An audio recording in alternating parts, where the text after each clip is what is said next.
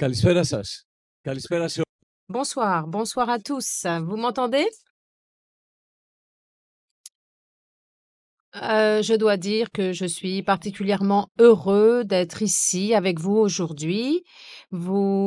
L'Institut français nous fait l'honneur d'inviter notre équipe scientifique. Nous sommes les scientifiques du domaine de l'intelligence artificielle, des mégadonnées, de l'usage des systèmes automatique et nous sommes vraiment heureux chaque fois que nous sommes appelés à parler de notre domaine et c'est aussi un défi pour nous parce qu'il faut dire que les scientifiques, on est des personnes un peu fermées sur nous-mêmes, on examine la technologie et quand on doit ouvrir tout cela au public et pour que les gens comprennent ce que l'on fait, il faut bien préparer tout cela et j'espère qu'on a réussi parce qu'aujourd'hui, comme étant le plus vieux de cette équipe, je suis appelée à coordonner et à essayer de transmettre le résultat de l'usage de la valorisation de l'intelligence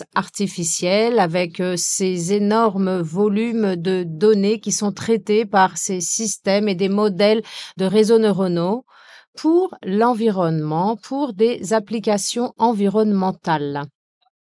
Ce panel, donc, ces personnes ici présentes, avec 3 collaborateurs qui ont été sélectionnés, triés sur le volet, des personnes très dynamiques, 3 scientifiques qui ont développé, qui ont fait un travail très important, qui a un impact social et scientifique très important.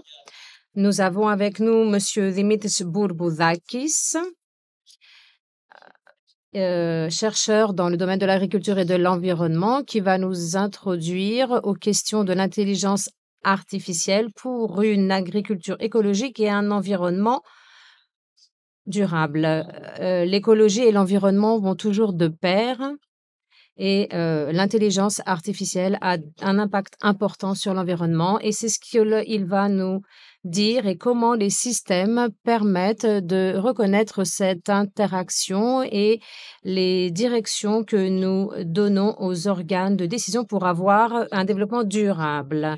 Marisa Cascara, qui est aussi une collaboratrice et qui aujourd'hui a choisi de nous sensibiliser sur la question de savoir comment l'intelligence artificielle peut être utilisée pour la gestion des maladies épidémiques. Nous vivons donc des pandémies, des épidémies et le climat change, il faut le dire, et en changeant, ce climat entraîne des impacts, des effets sur la santé. Nous avons des crises épidémiologiques que nous ne connaissions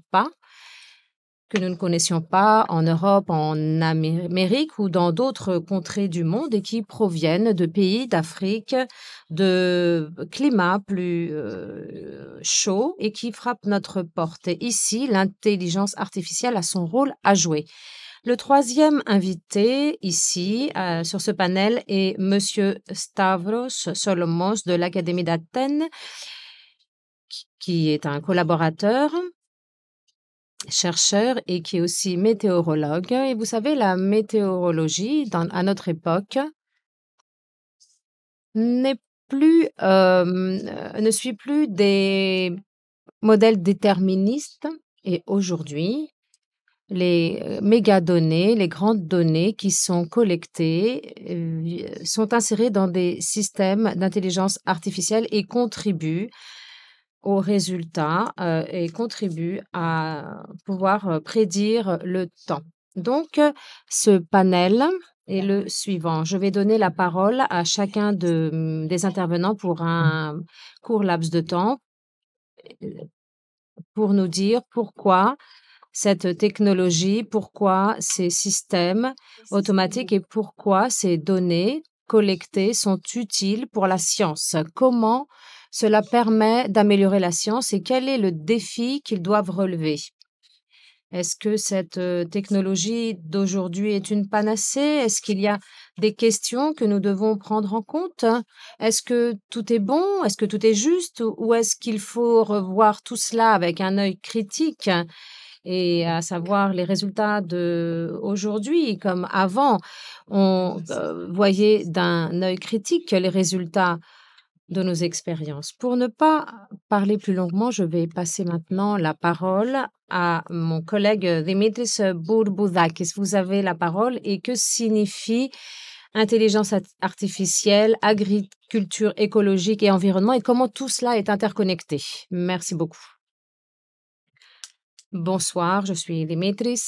Je vais aujourd'hui parler de l'agriculture écologique, l'agriculture durable et de son importance et comment l'intelligence artificielle peut faire partie de cette transition vers, dans ce sens, hein, pour une agriculture plus durable, plus écologique. Pourquoi est-ce que l'agriculture écologique est importante actuellement dans le monde entier, que ce soit en Europe, en Grèce ou dans le monde entier? Il faut savoir qu'à l'heure actuelle, selon l'Organisation mondiale des aliments, la, la- les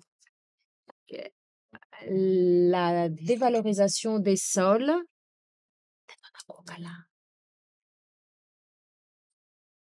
a un impact important et selon l'organisme européen de l'environnement,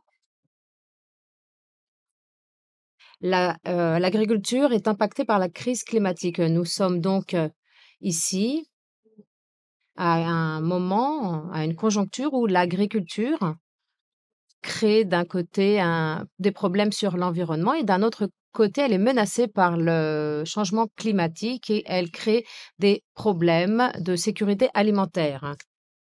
Πώς μπορεί λοιπόν, για να το Pour pouvoir passer à une transition vers une agriculture écologique, on a besoin de plusieurs choses. On a besoin de changer les pratiques, on a besoin de changer la façon dont nous produisons aussi les aliments et on doit aussi mieux comprendre les processus naturels qui sont inclus dans tout cela et pouvoir mieux les prévoir. Et c'est là que peut nous aider, et elle nous aide d'ores et déjà, l'intelligence artificielle. Donc, elle peut nous aider dans tout cela. Les sciences de la terre, de l'agroécologie, de l'agriculture écologique aujourd'hui avaient toujours en leur sein les mathématiques et les statistiques. L'intelligence artificielle, ce n'est pas quelque chose de nouveau. Les prévisions, les mathématiques, tout ça, elles existaient toujours.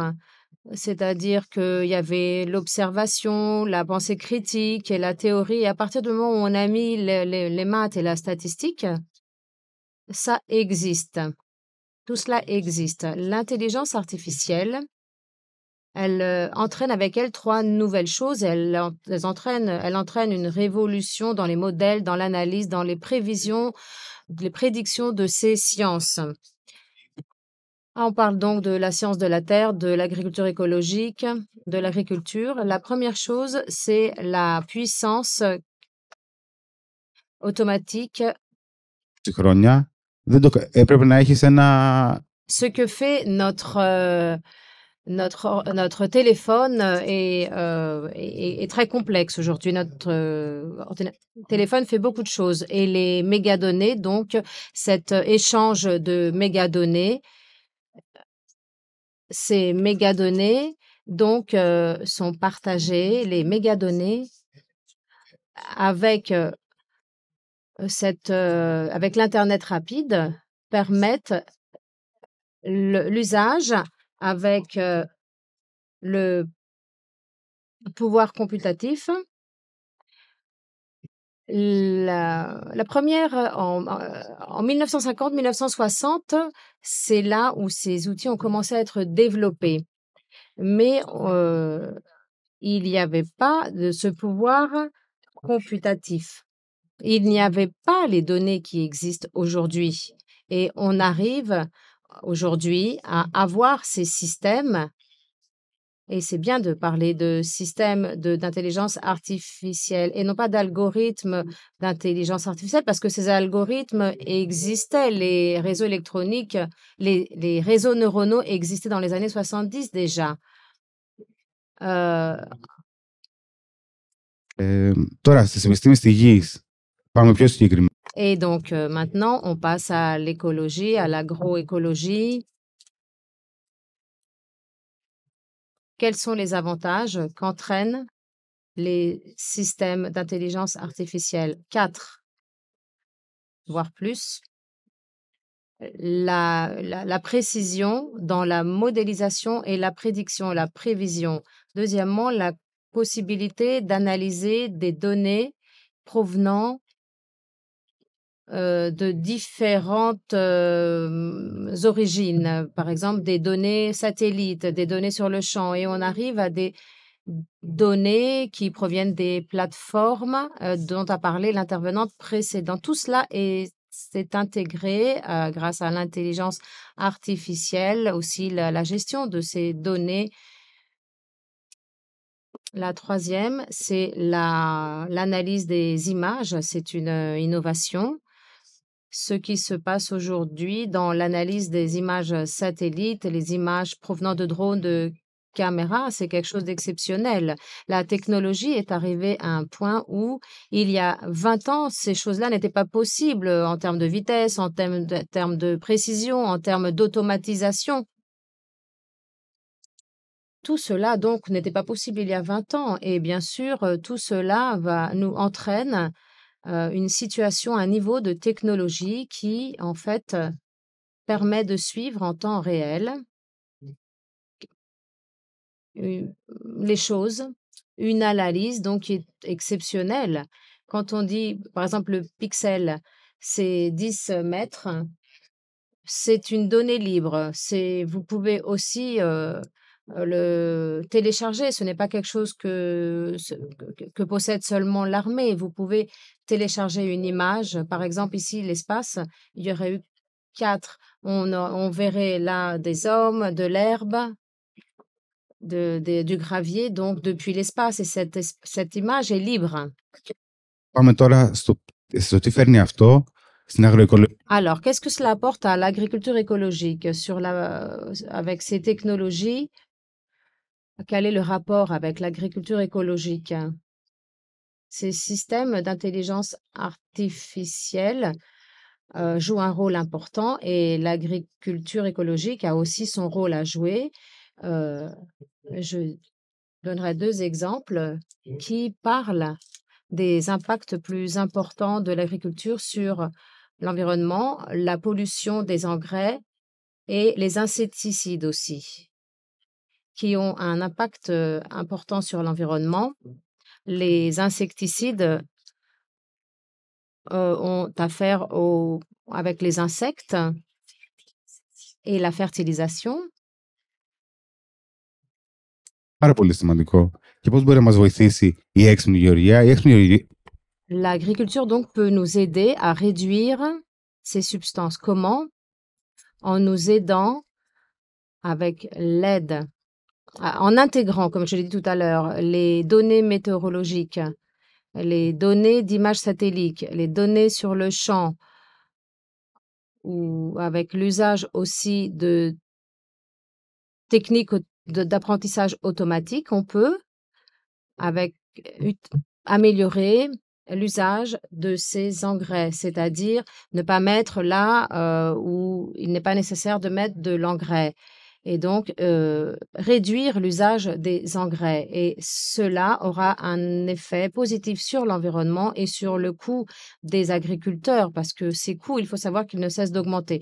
Enfin, j'aimerais peut-être pas provoquer, mais dire que ce n'est pas un bouclier d'acier, un silver bullet. Cette analyse très précise, cette fréquence aussi de données soulève des questions de propriété de données personnelles. Si j'ai une analyse aussi précise pour les données libres par le satellite, vous comprenez que cela peut mener à une violation des données personnelles. Dans le domaine agricole, l'usage des technologies pour les agriculteurs peut contribuer à abolir, à effacer petit à petit la connaissance agricole des agriculteurs, ces connaissances que les agriculteurs ont et qu'ils font perdurer de génération à génération. Ces technologies ne sont pas gratuites. Ces technologies peuvent être utilisées par les industries agricoles et moins par les petits producteurs. Et ça peut bien sûr créer des inégalités entre les gros producteurs et les petits producteurs. Enfin, j'aimerais aussi évoquer un paradoxe et dire que les systèmes d'intelligence artificielle peuvent aider l'environnement et aussi ils peuvent être énergivores. Les grands LLM, Large Language Model comme ChatGPT par exemple, et on estime qu'ils vont utiliser dans quelques années beaucoup d'énergie. Ils vont utiliser l'énergie qu'utilise la Grèce en tant que pays. Δημήτρη, σε ευχαριστούμε πολύ. Άγγιξες κάποια θέματα τα οποία Tu as abordé certains points qui sont très intéressants et après les autres présentations, nous développerons ce que tu as dit. C'est très juste ce que tu as dit et bien sûr, nous passerons nous passerons la parole au public par la suite. Tu as parlé des données et je suis plus ancien et moi, je vais vous dire que lorsque j'ai fait mon doctorat, je faisais l'intelligence artificielle. Et il y avait des données qui arrivaient avec des bobines, mais on n'avait pas de données. Nous, on créait ces données pour qu'ils puissent être traités par les réseaux neuronaux. Aujourd'hui, ces données, ils arrivent en très, très grande quantité. À l'Observatoire d'Athènes, on a 60 000 images par satellite que nous devons traiter. Et on a les données qui arrivent des drones, des réseaux souterrains, les réseaux de citoyens ou des réseaux sociaux. Et toutes ces données, ils rentrent dans cette machine, dans ce système que tu as parlé, ce système de l'intelligence artificielle. Donc les temps ont changé, les ères ont changé, la dynamique est très grande et il faut faire très attention. Et nous allons maintenant passer la parole à Marisa, qui a choisi de parler de la question de savoir comment l'intelligence artificielle révolutionne la lutte contre les maladies épidémiques. Comment l'intelligence artificielle vient soutenir justement la question de la prévision. Merci beaucoup et merci à l'Institut français pour cette invitation. J'aimerais aujourd'hui vous parler d'une question, l'une des questions en fait que touche l'intelligence artificielle. En fait, c'est le rôle que joue l'intelligence artificielle dans la lutte contre les maladies transmissibles, à savoir les maladies qui sont transmises, par exemple, par les moustiques. Nous allons donc examiner cette question, comment cette intelligence artificielle, comment cette puissance de notre ère arrive à jouer un rôle crucial dans cette lutte contre les épidémies pour que nous ayons des sociétés plus saines. Quelques données, tout d'abord, pour vous dire quel est le problème à l'heure actuelle. La transmission des maladies par les moustiques, par exemple, est un problème très, très grand en Amérique latine, en Asie et en Afrique. Vous avez aussi pu entendre comment le changement climatique impacte la vie de tous, mais elle impacte aussi les conditions de vie des moustiques. Et ça joue un rôle sur la prolifération de ces moustiques. L'OMS dit que le problème des maladies vectorielles est présent dans plus de 100 pays. On observe une augmentation de la fièvre jaune, la malaria est la maladie la plus mortelle en Afrique subsaharienne pour les enfants de moins de 5 ans et l'Europe constitue le hotspot pour le virus du Nil du Sud qui existe aussi dans notre pays, 200.000 άνθρωποι de l'Ouest, pardon, et il y a beaucoup de décès tous les ans en raison de ces maladies. Et pour pouvoir donc résoudre ce problème, il faut prévenir et informer. Et c'est là qu'intervient l'intelligence artificielle pour que nous puissions développer un système d'alerte précoce. Comme vous l'avez dit, nous développons 2 modèles qui utilisent l'intelligence artificielle. Un modèle concerne les populations de moustiques qui vont venir. Ce système peut nous dire qu'on attend la semaine prochaine une augmentation de moustiques dans telle municipalité, dans telle région. Et le deuxième modèle prévoit le risque des cas du virus du Nil de l'Ouest. C'est-à-dire qu'on peut voir où il y a le plus de risques de voir apparaître un cas de virus du Nil de l'Ouest. Dans le cadre de cette philosophie de prédiction, l'intelligence artificielle va jouer un rôle crucial. Alors, comment nous aide-t-elle cette intelligence artificielle? Elle nous aide notamment, d'ailleurs, Dimitris a donné un exemple, elle permet d'identifier les erreurs et de nettoyer les données parce qu'on a toutes ces données qui souvent peuvent comporter des erreurs. Je vais vous donner un exemple très simple. Admettons que l'ensemble de nos données est une liste, comme une liste du supermarché. Peut-être qu'on a écrit 2 fois le mot lait, comme sur notre liste de supermarché. Le système donc va venir comprendre qu'il s'agit d'une double écriture. Il va l'enlever et il va aller regrouper le mot lait avec tous les mots qui sont dans le même rayon que le lait. C'est un exemple très simplifié qui nous permet de voir comment l'intelligence artificielle peut nous aider à identifier et à nettoyer toutes ces données qui vont nous aider dans nos modèles de prévision. On peut aussi traiter de grands volumes de données, comme les données par satellite, pour pouvoir permettre aux scientifiques de puiser les informations dont ils ont besoin. Ce système que nous décrivons et que nous développons au sein de notre équipe présente de multiples avantages. Le principal étant la prévision et la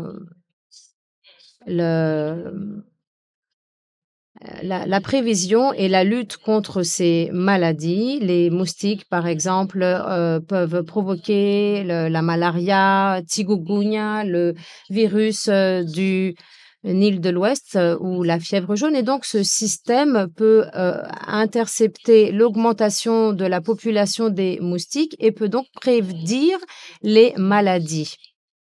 Et cela permet de mieux protéger les populations vulnérables, par exemple les enfants, les personnes âgées ou les groupes sociaux sensibles vulnérables qui n'ont pas un système immunitaire si fort.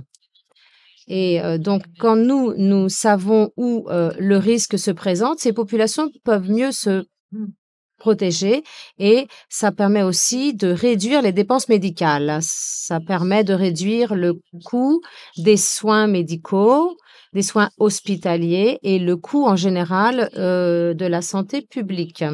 Un autre bénéfice, c'est pour l'environnement. Comme vous comprenez, un système d'alerte précoce, comme l'a dit aussi Dimitri, pour les insecticides. Ici, là, on a des méthodes de lutte qui sont respectueuses de l'environnement, c'est-à-dire qu'on ne va pas pulvériser tous les jours partout, on va aller de manière ciblée pour pouvoir réduire le coût et aider aussi l'environnement. D'un autre côté, il y a aussi des risques, des dangers quand, par exemple, on utilise l'intelligence artificielle. On pourra aussi en discuter plus tard, mais il faut savoir que l'intelligence artificielle peut faire des erreurs en raison d'inexactitudes et cela, bien sûr, peut avoir des conséquences sur des décisions erronées qui vont être prises dans des domaines cruciaux. Et parfois aussi, ça nécessite de collecter beaucoup de données, dont des données très sensibles. Et donc, il faut être très attentif. Il ne faut pas qu'il y ait des fuites et de violations du caractère privé des personnes et de ces données personnelles. Et de nombreux modèles aussi fonctionnent comme des boîtes noires, hein, des black box, c'est-à-dire qu'ils prennent des données, ils vous sortent un résultat et vous devez être en mesure de comprendre pourquoi le système a donné ce résultat. Autrement, il peut y avoir une difficulté dans la correction des erreurs. L'usage de l'intelligence artificielle, comme on a pu le dire très souvent, peut aussi engendrer des défis juridiques ou éthiques. Et la conséquence de cela, c'est que il y a aussi une difficulté dans l'imposition de règles et puis aussi pour la responsabilité quand on parle d'erreur. Donc, il y a des questions de responsabilité qui se posent. Et quand on met des données et que ces données ont des préjugés, par exemple, si dans un modèle d'intelligence artificielle, tu mets un modèle donc qui t'aide à recruter une personne et qu'il y a des préjugés, à savoir qu'on recrute surtout des hommes, ce résultat va renforcer encore plus ces inégalités. Pour conclure, je dirais que où va nous mener l'intelligence artificielle à l'avenir? Je crois qu'il est très difficile de le dire et de le prévoir. Qui aurait cru qu'il y a quelques années qu'on aurait pu avoir un outil comme ChatGPT? Et il est clair qu'il y a des choses dont on ne peut penser aujourd'hui et des exemples de choses qui pourraient nous aider. Par exemple, ça peut nous aider à découvrir de nouveaux médicaments, de nouveaux vaccins qui à l'heure actuelle n'existent pas. Et aussi peut-être pour les maladies génétiques, on peut peut-être, ça peut aussi nous aider à faire des progrès dans la médecine. Et toutes ces perspectives ouvrent de nouveaux horizons dans la lutte contre les maladies transmissibles et elles offrent de l'espoir dans le monde entier. Merci beaucoup.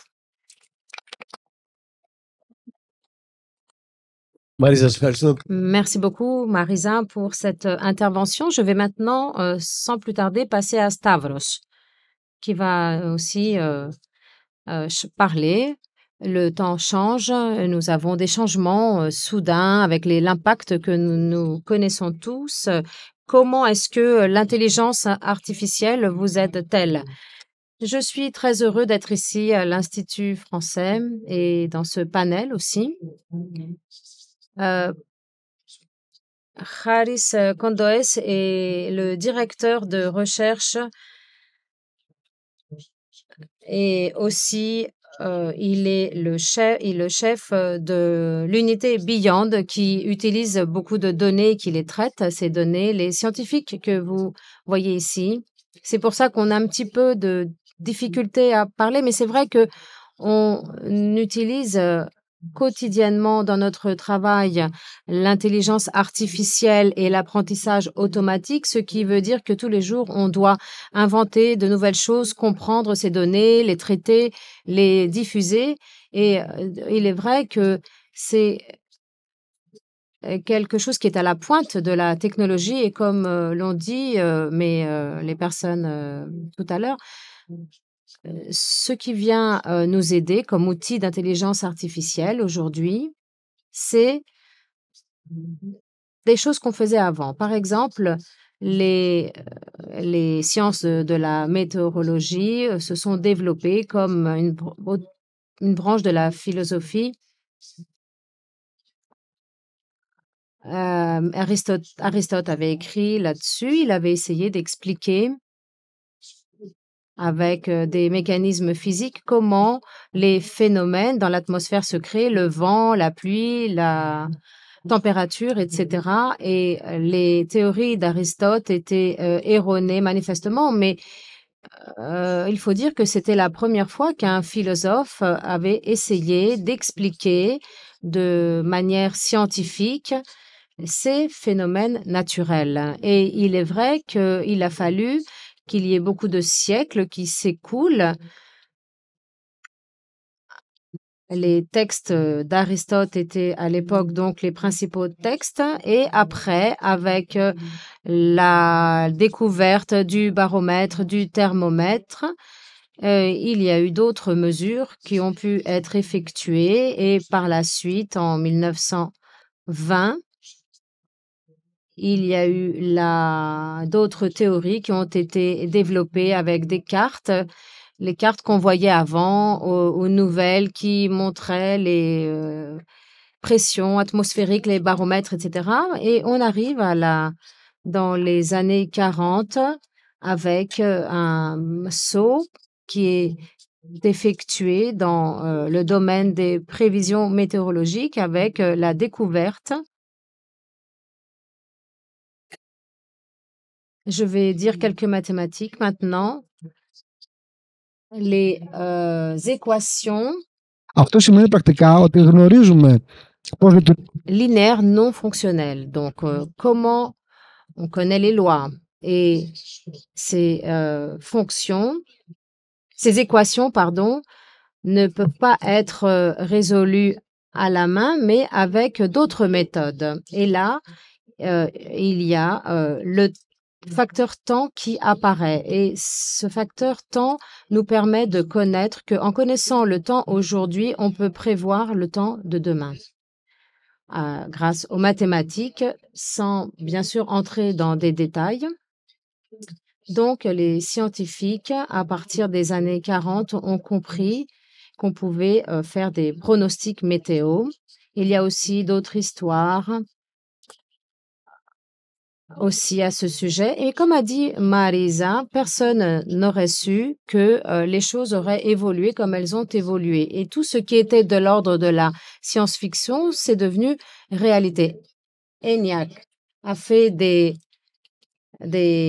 faisait à l'époque des choses que maintenant on peut faire avec une petite calculette. Et à partir de ce moment-là, il y a eu une explosion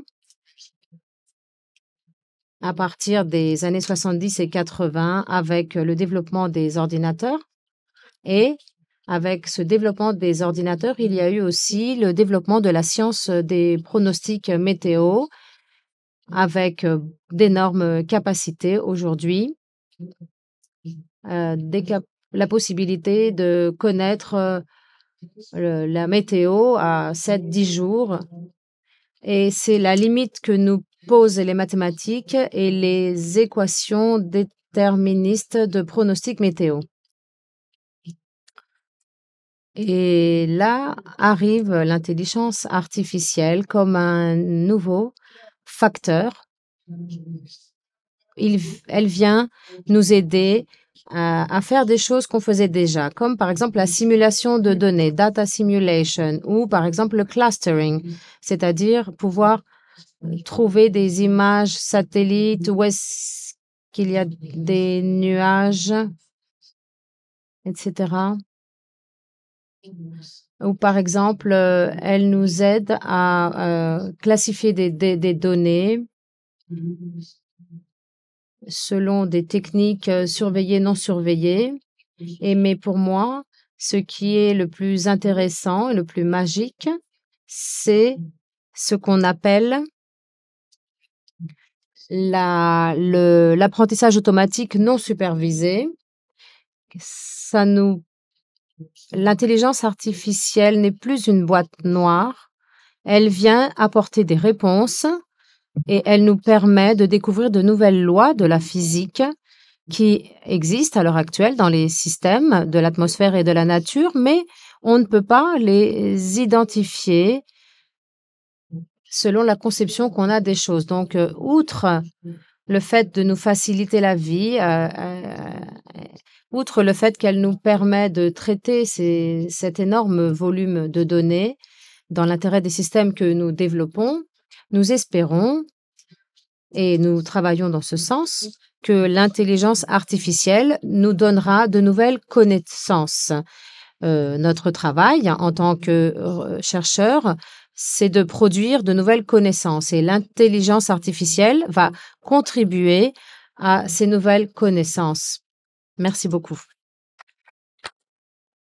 Ευχαριστούμε, Σταύρο. Λοιπόν, καταρχήν πρέπει να πω ότι μου θύμισες το εξής.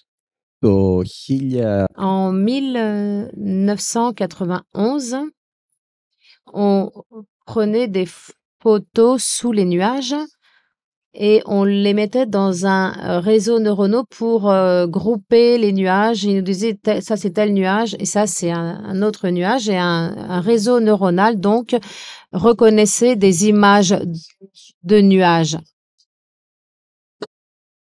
Oui, aujourd'hui ça se fait automatiquement.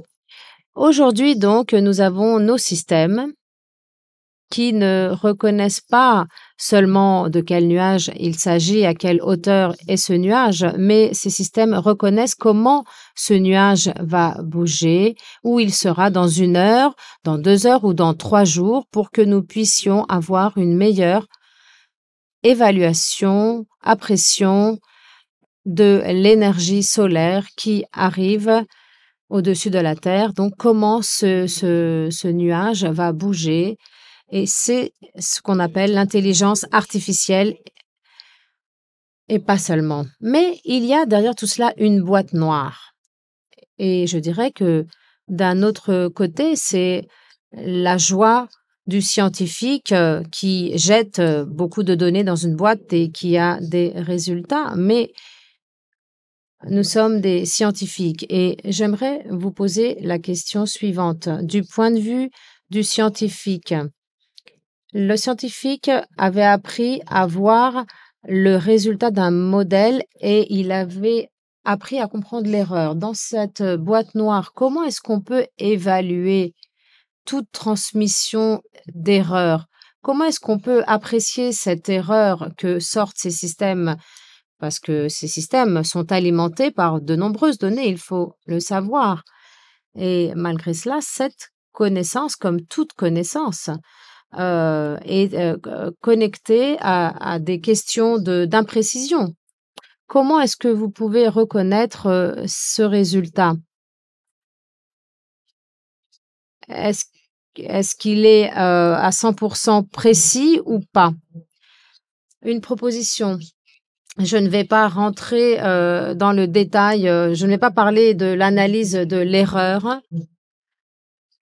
D'un mon côté, je dirais que c'est une science très complexe, la physique de l'atmosphère. Mais en même temps, elle est simple parce que si je vous dis que demain il va pleuvoir à Athènes et qu'il ne pleut pas, vous allez me dire qu'il y a eu une erreur et que le réseau qu'on a conçu ne fonctionne pas. Donc voilà la réponse en météorologie. Donc ça veut dire que tu réalimentes ton système avec une autre connaissance qui émane de l'erreur de la veille. En météorologie, en règle générale, il faut savoir qu'on ne peut pas faire de grosses erreurs pendant longtemps et ne pas le comprendre en fait. Oui, le système en fait est capable d'être alimenté et de comprendre pour être corrigé, pour devenir plus autonome. Oui, il y a des techniques, mais j'aimerais ne pas rentrer dans le détail.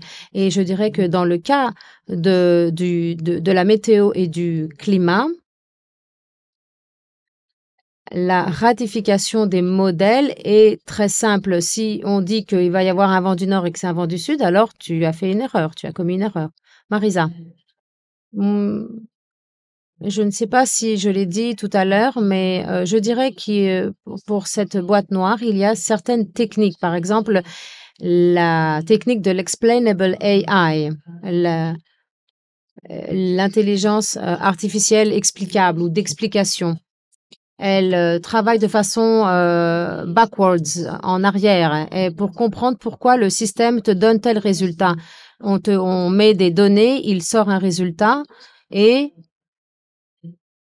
on essaye de comprendre et de dire, voilà, qu'est-ce qu'il a vu et qu'il a reconnu, par exemple, que l'image, c'est un chien et pas un chat, et il a vu les oreilles, par exemple, il a vu le nez, le museau, ou je ne sais quoi.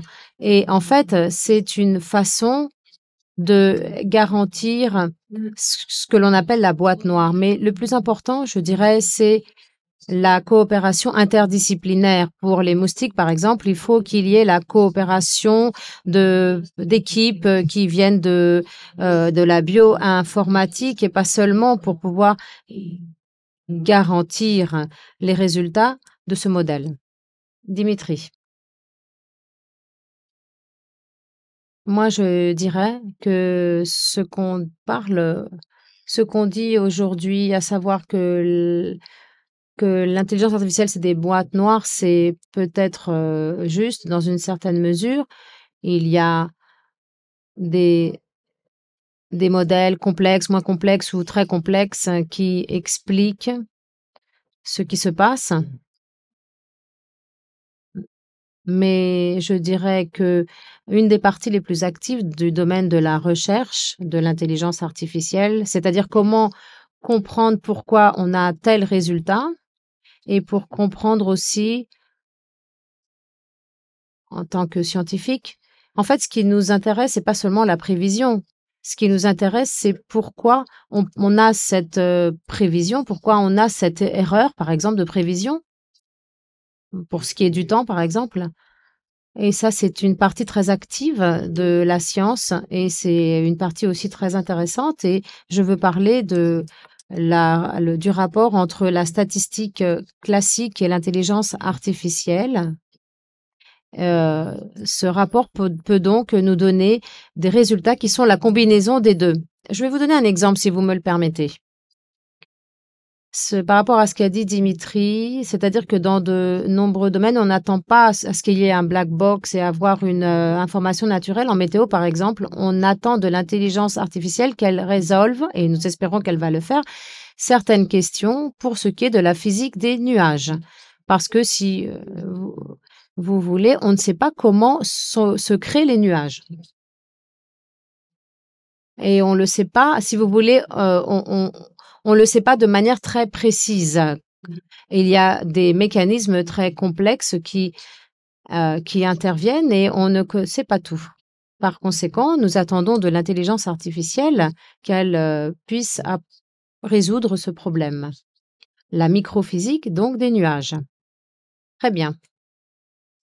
Alors, puisque maintenant, on parle de ce sujet et on a des scientifiques qui lisent beaucoup de choses tous les jours et qui lisent tout cela avec le soutien de la technologie. On a l'ordinateur, l'Internet, le téléphone qui nous remplissent de connaissances. On a des outils, ChatGPT, d'autres outils qui, en fait, cherchent pour toi. On lui met la question et le système nous sort des articles scientifiques ou des résumés de tous ces articles scientifiques. En tant que scientifique, j'aimerais avoir votre point de vue là-dessus. Je me souviens avant, on était dans les bibliothèques, on lisait des heures et des heures dans ces bibliothèques et après ces lectures, on allait écrire nos rapports. Mais aujourd'hui, ces rapports sont extraits par les ordinateurs. Et en fait, je vous demande, vous, scientifiques, est-ce que ça, c'est synonyme de progrès? Est-ce que ça va dans le sens de pouvoir façonner une nouvelle science? Est-ce que ça va nous permettre de créer de nouvelles théories en physique, en santé ou en écologie? En collaboration, bien sûr, avec les scientifiques de chaque domaine. Est-ce qu'on va créer de nouvelles théories d'une façon plus facile, de façon plus fréquente? On va avoir une grosse révolution ou est-ce qu'il y a un danger derrière tout cela? Oui, les choses en sont ainsi. Pour résumer, je dirais que pour nous, par exemple, qui sont plus expérimentés, chacun dans son domaine, c'est un outil très précieux, très puissant qui nous permet de passer en revue la bibliographie, d'apprendre des choses que nous ne connaissons pas, mais en même temps, on a un esprit critique, on a l'expérience et on peut comprendre s'il y a un problème par rapport à ce qu'on lit ou à ce qu'on voit. Mais dans l'éducation, par exemple, là où on enseigne ces dernières années, il y a toujours une discussion avec différents professeurs. Combien d'étudiants pourront utiliser ChatGPT pour faire un travail? Parce que un travail, peut être, il faut savoir que ChatGPT peut faire tout le travail et après, c'est à l'étudiant aussi de savoir ce qu'il doit faire avec cet outil. C'est à lui de voir comment il va gérer toute cette situation et nous, en tant que professeurs, on a de la chance parce que dans notre domaine, on donne comme exercice de résoudre des équations, etc. Oui, d'accord, mais est-ce que tout cela, ça aide à développer une pensée créative? Parce que, par exemple, créer une nouvelle théorie ou une nouvelle loi, par exemple la physique, puisque tu es physicien, auparavant, donc il y a eu des lois de découverte, il y a eu des bouleversements, etc., etc. Et moi, je te pose la question, ce nouvel outil, est-ce qu'il vient créer un environnement qui t'aide à créer, à créer quelque chose de nouveau et plus facilement? Est-ce que, oui, moi, ça m'aide en tout cas. Oui, moi, ça m'aide parce que il me sort automatiquement ou il publie des propositions. Il me donne des choses auxquelles je n'aurais peut-être pas eu accès. Par exemple, il y a des questions très larges et le système permet d'apporter des réponses et moi, par moi-même, j'aurais pris beaucoup de temps. Cela aurait nécessité beaucoup de temps. Dimitris, qu'est-ce que tu penses? Oui, la façon dont travaillent ces outils, ChatGPT et pas seulement, il prévoit en fait le mot le plus commun, c'est-à-dire qu'ils ont un corpus de mots où il y a eu un corpus de mots et ils sortent à partir de ça des mots. Mais peut-être que tu ne produis pas une nouvelle connaissance, mais d'un autre côté, c'est la première chose qui est sortie au public, mais dans 5-10 ans, je ne développe pas ce genre de modèle, mais je ne peux pas imaginer comment l'algorithme fonctionnera, comment il pensera. Un autre exemple, moi je suis biologiste. À l'heure actuelle, l'un des sujets les plus importants, c'est comment les protéines se plient, comment elles interagissent, comment par rapport aux cellules aussi. Et en fait, si vous voulez, l'intelligence artificielle le fait très, très rapidement et de manière plus correcte. Peut-être que ce n'est pas une science, mais en tout cas,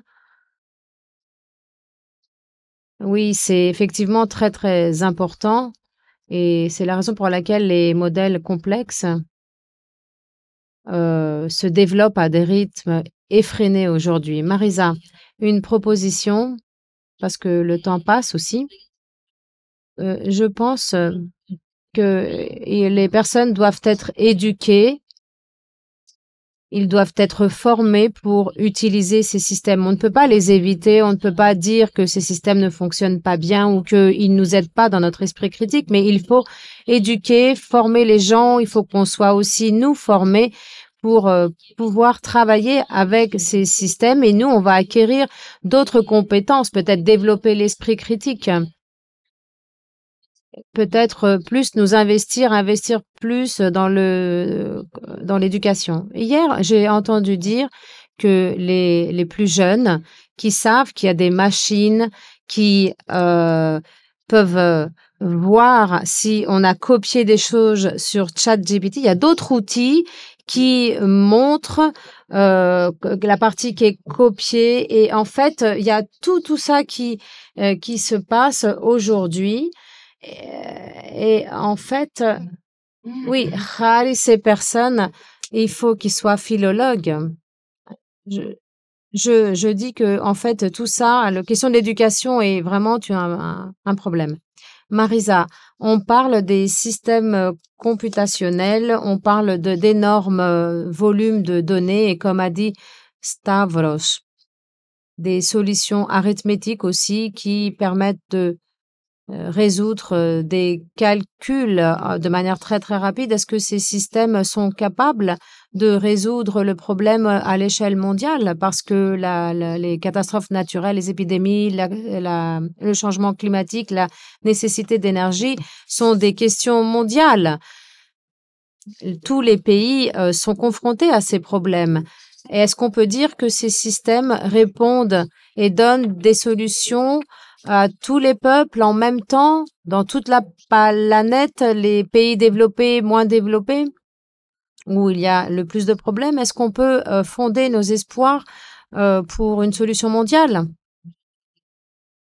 Je crois que l'intelligence artificielle aide à ce qu'on fasse des choses en temps réel. Et si les problèmes qu'on essaie de résoudre, il y a des données, comme par exemple le système dont on a parlé, nous, on l'applique en Grèce pour les moustiques, on l'applique en Italie et en Serbie, au Ghana et en Côte d'Ivoire aussi, parce que les données nécessaires pour pouvoir prévenir la fièvre jaune, on les a. Il y a des données par satellite et pas seulement. Alors oui, je répondrai qu'on peut le faire. Et il y a des défis de taille que l'on doit relever. Il faut faire une planification très prudente pour que ce modèle puisse répondre aux besoins de la région concernée. Stavros, oui, quelque chose de plus général. Il est vrai que dans notre science, dans notre communauté scientifique, on fait vraiment ce qu'on peut, mais on parle du changement climatique et le changement climatique est un problème politique plus. Et l'année dernière ou l'année d'avant, j'avais vu le film Oppenheimer. Dans le film, il va voir Truman et il dit, est-ce que c'est peut-être pas juste de tuer tout ce monde avec toutes ces bombes? Et le président lui donne un mouchoir et lui dit, sèche tes larmes, ne sois pas triste, laisse-nous grands faire notre travail. Ce qui veut dire en fait que on a le scientifique d'un côté et le politique de l'autre. Il y a la crise climatique à l'heure actuelle est un problème d'ordre politique. Merci beaucoup. Tu as parlé de questions d'éthique, Dimitris aussi, et l'éthique concerne la façon dont on valorise la science, ses systèmes, ses données, dans quelle mesure ils touchent aux données personnelles et dans quelle mesure, en fait, l'usage de tous ces systèmes sont énergivores et en fait, ça crée une empreinte environnementale qu'on n'a pas mesurée. Mais là, en fait, j'ai ordre de clôturer et j'aimerais donc donner la parole au public pour pouvoir poser les questions. Je crois qu'on n'a pas beaucoup de temps pour les questions, mais je pense qu'on peut peut-être avoir une question. Ναι, ακούγομαι. Λίγο με στρεσά. Je suis un peu stressée. Je suis timide aussi. Alors, d'habitude, mes questions ne durent que quelques secondes, alors que d'autres posent des questions interminables. Alors, je vais me donner le temps aussi de bien poser ma question. J'aurais dû être à NASA, mais finalement, la technologie ne m'attirait pas tellement quand j'étais jeune. Et il y a 10 ou 15 ans, on disait que les données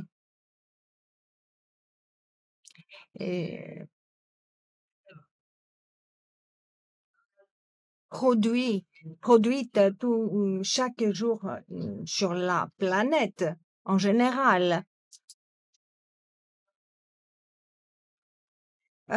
sont comme des pages A4 d'ici jusqu'à la Lune. Est-ce que vous savez combien c'est maintenant? Et ma deuxième question, qui est la question de mise, qu'est-ce que vous croyez en toute sincérité que l'IA et tout ce progrès technologique depuis les années 60 que l'homme est allé à la Lune jusqu'à aujourd'hui, eh bien, une soixantaine d'années se sont écoulées. Qu'est-ce que vous pensez? Est-ce que c'est mieux maintenant ou est-ce que les choses vont s'empirant? Alors donc, où est-ce que nous en sommes? Notre vie est meilleure maintenant. Et qu'est-ce que vous pensez? Quelles sont vos prévisions pour l'avenir? Je vous laisse répondre et puis nous pouvons clore cette séance. Bon, tout d'abord, pour les pages A4 d'ici jusqu'à la Lune, vraiment, je ne sais pas leur nombre exact et je ne saurais pas les mesurer. Si c'était jusqu'à la Lune, peut-être qu'aujourd'hui, cela va jusqu'au la planète Mars. À l'époque, nous n'avions pas des méga ou giga ou tera ou betabytes que nous avons aujourd'hui. Les codes 01, 01, 01 ne pourraient pas s'inscrire sur des pages A4. Mais votre deuxième question, qui est une question importante, eh bien, en toute sincérité, je vais vous dire que nous vivons dans une époque où la science a acquis une nouvelle dimension. Une dimension révolutionnaire dans dans le sens que les ordinateurs ont une configuration complètement différente. Ce n'est pas les ordinateurs isolés qui nous intéressent, mais le cloud, les nuages et nos données peuvent voyager partout dans le monde. Et les cartes à utiliser ne sont pas les cartes conventionnelles. Les cartes aujourd'hui ont une vitesse d'élaboration faramineuse et je pense que ceci pourrait être utilisé à de bonnes fins. L'information et la connaissance n'arrivaient pas jusqu'à l'usager final dans le passé. Même il y a une douzaine d'années, on ne connaissait pas les données. Elles étaient verrouillées. Aujourd'hui, les données sont connues. Il y a bien sûr des questions d'éthique. Il faut protéger quelques données. Il faut voir toute cette dimension énergivore des systèmes qui élaborent les données. Mais la question à se poser est la suivante. Combien est-ce que je fais est utile? Est-ce que je fais cela parce que il y aura un certain bénéfice ou parce que je fais cela parce que tout simplement j'aime ce que je fais? Eh bien, c'est qu'on fait en matière de science, il a un sens quand il est utile et quand il est fait en synergie, en collaboration avec celui qui a besoin de ce que moi je fais en tant que scientifique. On ne peut pas être des élitistes, et produire des données juste pour produire des données. Cela n'aurait aucune utilité. Alors oui, la technologie progresse, c'est sûr, mais est-ce que cela va nous rendre meilleurs? Eh bien, cela est à décider entre nous et notre conscience.